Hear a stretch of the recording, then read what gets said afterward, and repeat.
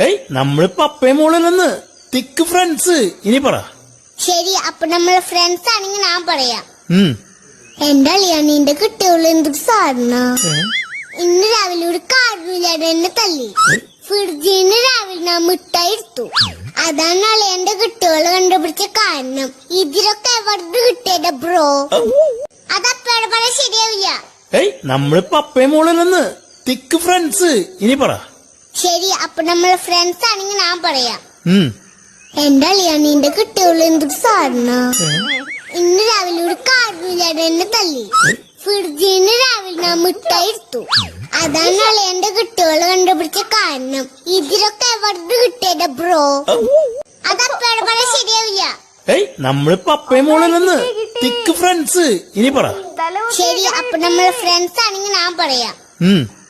എന്റെ അളിയാണിന്റെ കുട്ടികള് എന്തൊരു സാധന. ഇന്ന് രാവിലെ ഒരു കാർഡുമില്ലാതെ എന്നെ തല്ലി. ഫ്രിഡ്ജിന്ന് രാവിലെ ഞാൻ മിഠായി എടുത്തു. അതാണ് അളിയന്റെ കുട്ടികള് കണ്ടുപിടിച്ച കാരണം. ഇതിലൊക്കെ എവിടെ കിട്ടിയത് ബ്രോ? ശരി, അപ്പൊ നമ്മള് ഫ്രണ്ട്സ് ആണെങ്കിൽ ഞാൻ പറയാം. ഉം. എന്റെ അളിയാണിന്റെ കുട്ടികള് എന്തൊരു സാധന.